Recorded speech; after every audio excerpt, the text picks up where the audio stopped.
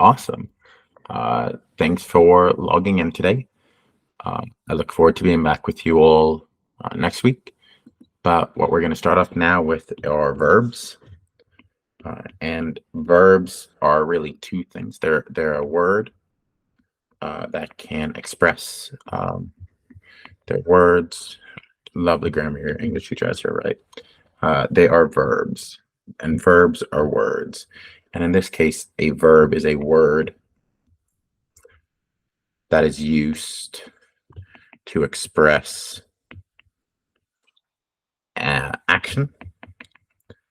They can also be words that are used to express a state of being.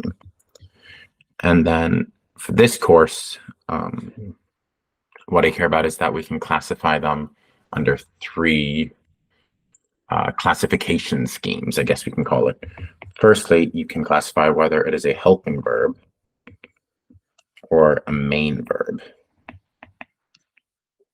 And we'll go through these in more detail in this video. And if you have more questions, as always, just ask in class or send me an email. They can be action verbs or they can be linking verbs. And thirdly, they can also be transitive. So they can be classified as transitive, but they can also be classified as intransitive. So we'll start then with the first, which are the helping or main verbs. When we say helping verbs, they are verbs which, as the name suggests, they help the main verbs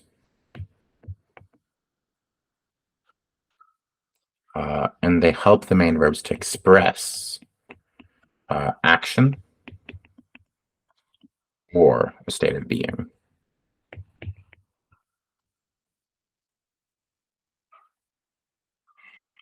Together, together, a main verb and at least one helping verb, and then helping verbs, you might also see them called let's see if I get this right, auxiliary verbs. To help create something that is called a verb phrase. And that's when we have a helping verb plus a main verb together. And this is now what we really want to sort of get in from this is, right, a verb phrase. Think of it as a math equation. A verb phrase equals helping verb plus main verb.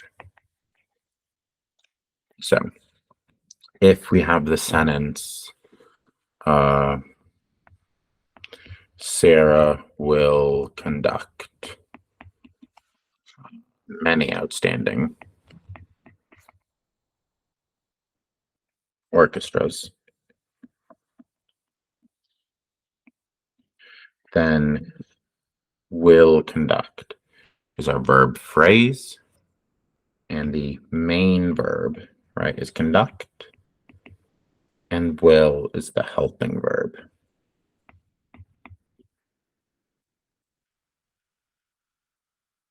If we have he has been praised for his fine cooking, then praised is our main verb. We'll just see V to represent verb from now on. And has been is our helping verbs. And there are sort of a way we can group our helping verbs, right? The commonly used ones at least. And that we can do by saying that they can be forms of be, right? And then they are, in that case, that's a horrible bracket. There we go. They can be been, was, are, being, were, be, of course, itself, and also is. They can be forms of do.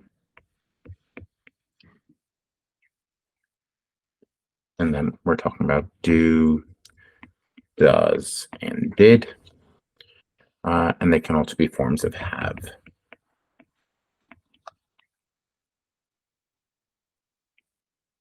And then, of course, we would have and have. There's then also a couple of general other ones. And these you're also probably familiar with. Can, might, should,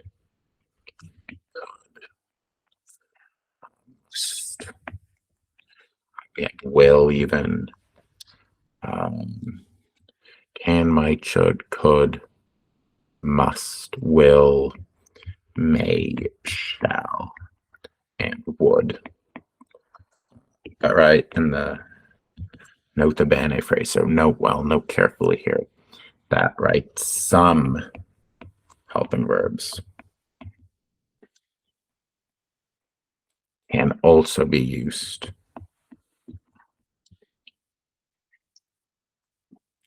as main verbs. And this is something we've all done, and there's nothing wrong with it, right?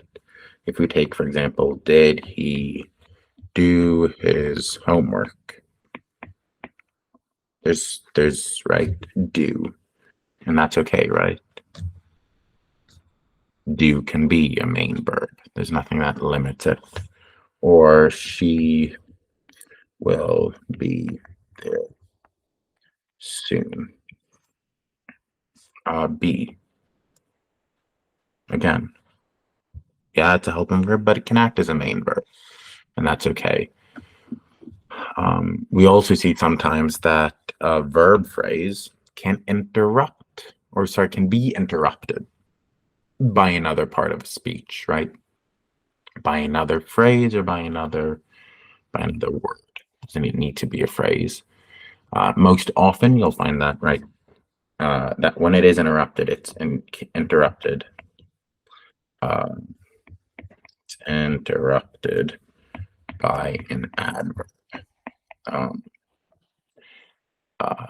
But, right, we also have that in questions, right? What we often do in questions, we change the word order, right? So then it'll often be so that it can be interrupted by the subject of a question. So if we take the first one, it'd be interrupted by an adverb, right? The newspaper. Maybe the newspaper has been late. We might say that the newspaper has finally arrived, right? Arrived is our main verb.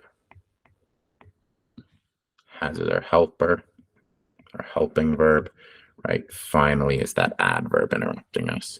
And if we take the question of what? Will the boy in the blue jacket write his report?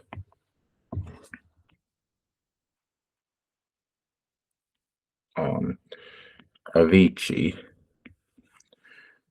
Then again, we have will here at the start and write. So if it were a sentence, it would have been the boy in the blue jacket will write his report. Then it's easy to see that write is our main verb and will is our helping. But in this case, right, here's the subject. It's the boy in the blue jacket. That's our subject. And just for ease of use, right? Finally, again, was our adverb.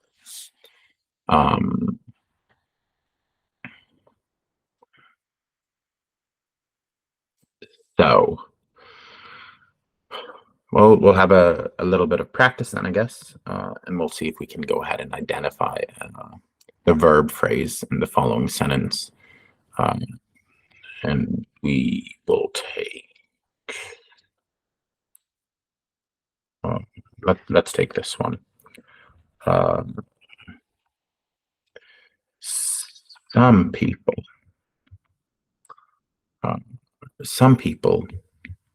have been working as messengers.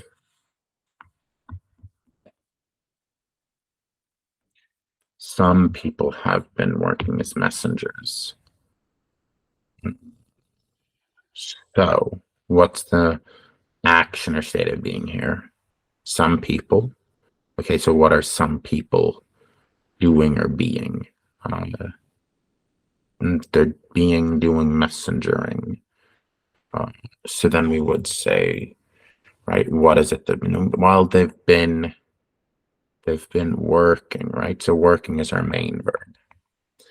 Is there any helping verb? Well, yeah, there is, isn't there? Been, but is there another one? Have been, yeah. So there's two, right? Have been. That's our helping verb in the phrase, but the whole verb phrase itself, right? That's this when we're talking verb phrase. You'll now go ahead and get a chance on your screen. The first question will ask you to tick which word is the verb, and then you'll go ahead and the next question will be the same sentence, but you now need to go ahead and tick which are the helping verb or just the singular helping verb. And if we, yeah, sorry. So go ahead and do that and then come back. Good work. So if we recall at the start of this, we said that there were three, right? Three classifications. They could be helping or main, but they could also be action or linking. And it's action or linking we're going to have a look at now. So our action verbs. These are the verbs that express physical activity, but also, right, mental activity or mental activity. So physical activity, right? That could be, if we take some examples to clarify, physical activity could be laughing. You can laugh. You can paint. You can leap, right? Leap for joy. You can even sneeze, right? If we have a cold, which I'm getting over at the moment. You can also play, right? When you're younger, you play. But we also have mental activity, don't we? And that's sometimes a little harder to picture. So you can understand, right? That's something you do, but it's in your head, right? Mental activity. You can wish. You can trust, right? Sometimes these might have physical appearances, but it's still a mental activity. You can realize. And what's probably the most typical mental activity we think of? Well, you can dream, right? So we'll go ahead and we'll just have a quick example of identifying an action verb. There can be maybe two in some sentences, remember. We can go with, right? He and his wife. He and his wife, Carol, own and run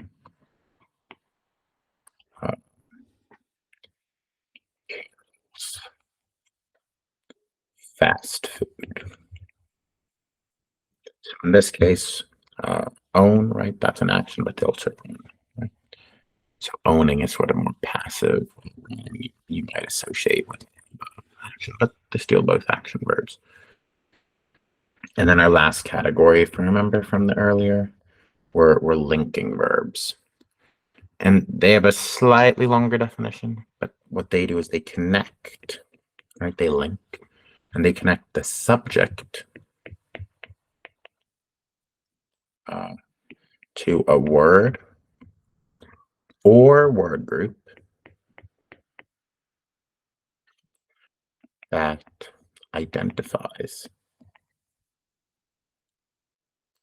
or describes the subject. Again, that seems really wordy. And there's a couple more words, but then we'll look at some examples. And I promise you, it'll be more clear and it'll make more sense. Right? So the noun, the pronoun, or adjective that are connected to the subject by a linking verb completes the meaning of the verb. So what does this then look like? Well, if we take, we'll leave the definition up there a bit. If we take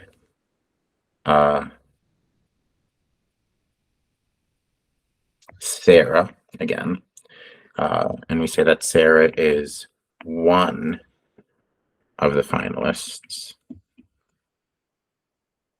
Sarah's one of the finalists. In this case, right, Sarah equals one, right? So it is our verb, and is linking the two, right? Sarah equals one. If we take here, Marie Curie became a famous scientist. Sorry, I apologize. There shouldn't be a hyphen there. Sorry. Marie Curie became a famous scientist. Right? We have Marie Curie. And what did she do? She became a famous scientist. Famous, adjective of famous, right? That's our adjective we can get rid of. So, right, therefore our linking here, right, is became. There's just a link between the two. And when there are now linking, there are two, we can group them, our linking verbs, so that we can have either they are forms of be,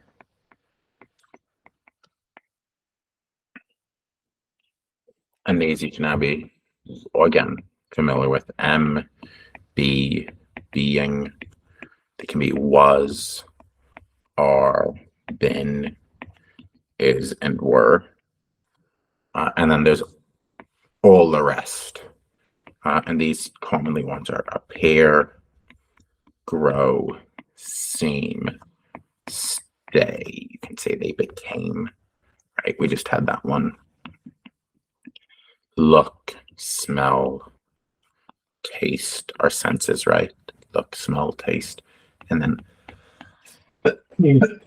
I apologize, feel, remain, sound, and you can say turn. But again, the same as with earlier. There are cases where the forms of the verb be are not always going to be helping verbs or linking verbs. They can also be followed by a word or word group that tells the when or the where. And then the form of the be is a state of being verb. And an example of right, sort of this, like that, right? The exception. It could be your roller skates are in the attic. And then we have, right, are here. That's, again, that's the case of the right, the form of the verb being not always being then used as the helping verb. You'll get a couple of questions on the screen. And all you need to do is supply a linking verb for each blank in the following sentence.